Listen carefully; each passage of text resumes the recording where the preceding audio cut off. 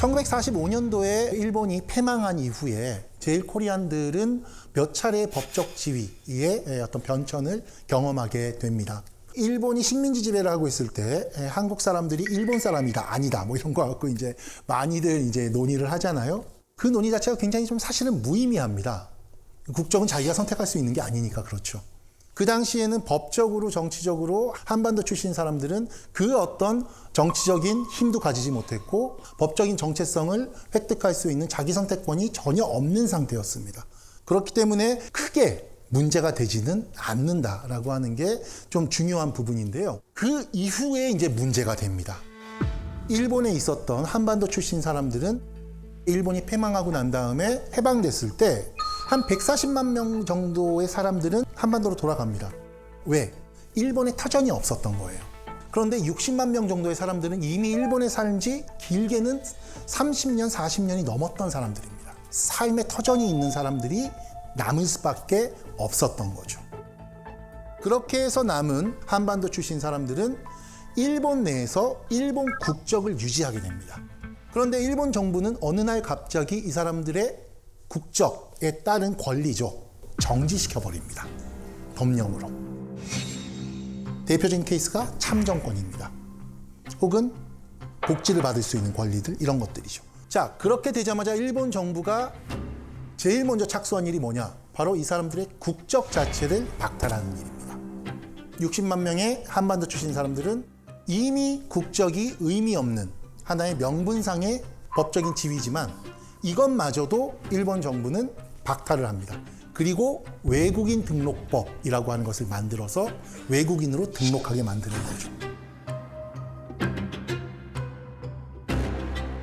자, 이 외국인 등록법은 이제 등록을 하고 한 가지의 굉장히 가혹한 조건이 있습니다. 뭐라냐면 지문을 찍어야 되는 거예요. 당시에 일본에서 지문을 찍는 건 누구냐? 범죄자입니다. 형사법적으로 범죄자에 준하는 조치를 외국인 등록을 하는 사람들에게 부과했던 거죠. 그러면서 이들에게 주어진 체류 자격이라고 하는 게 바로 특별 영주권이라고 하는 겁니다. 너네들은 예외적인 영주권자다라는 거죠.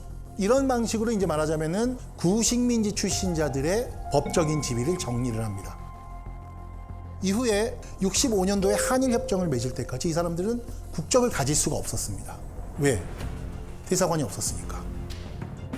그러니까 이 사람들은 법적으로 무국적자였던 셈인 겁니다. 그래서 65년도에 한일협정이 맺어지고 일본에 한국 대사관이 생기고 한국 국적을 선택하는 사람들은 한국 국적을 가지게 되는 겁니다. 이 정도로 이분들이 법적 지위가 45년에서 65년, 20년 정도의 기간 동안에 국적을 박탈당하고 너는 누구야, 너는 지문 찍어 이런 일들이 이 사람들의 삶의 안정성이라고 하는 게 과연 지켜질 수 있었을까라고 하는 것을 한번 좀 생각해 볼 그런 여지가 있는 거죠. 자, 제일 코리안들이 가장 많은 지역이 바로 오사카 지역, 코베, 교토 한 요 정도 지역이죠. 특히 이제 오사카에 정착하신 제일 코리안들이 한반도의 어디 출신이냐 그러면은 대다수가 제주도, 예, 그리고 경상도 지역입니다.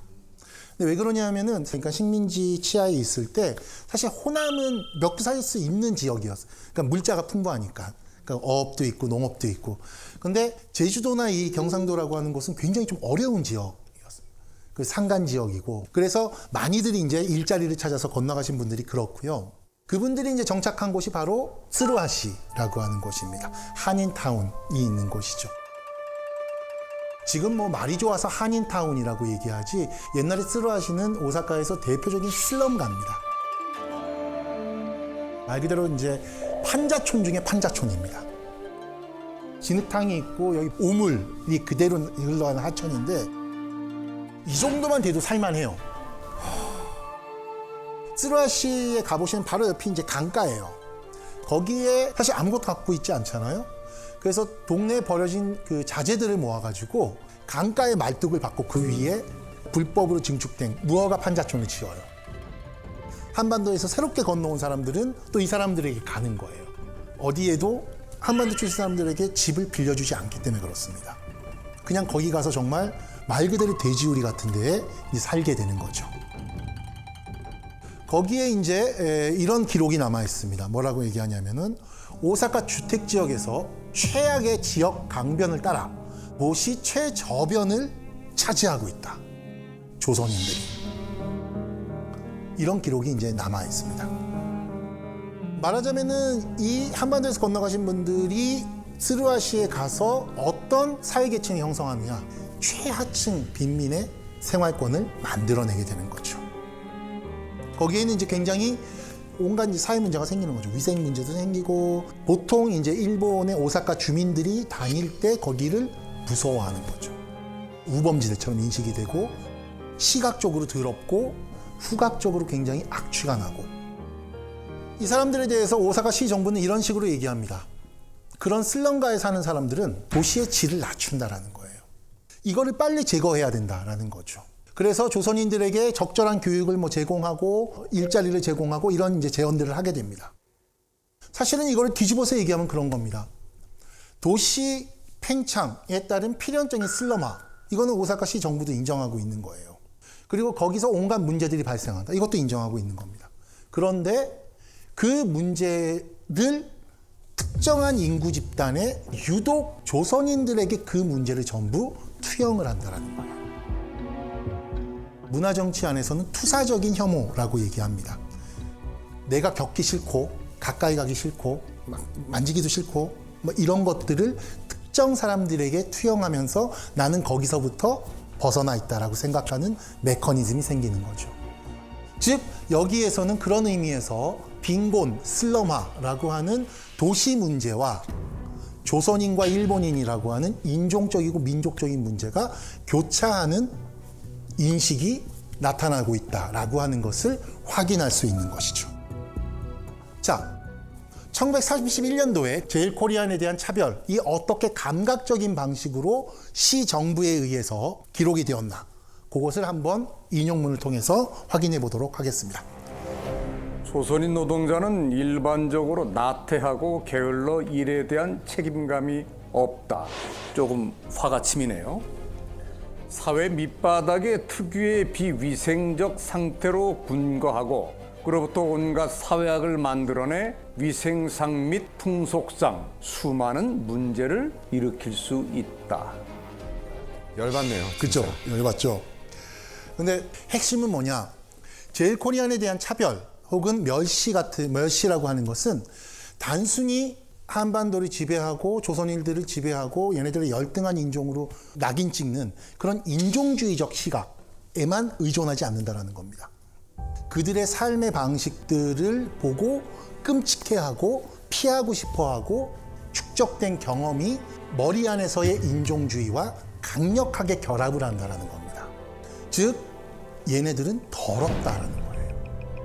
그 지배와 피지배의 관계가 어떤 방식으로 감각화되느냐라는 문제가 여기서 나타나고 있다라는 얘기입니다.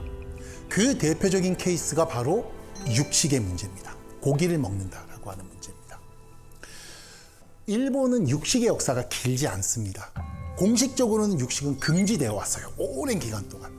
그 육식이 공식적으로 허용되는 게 언제냐? 19세기 말입니다.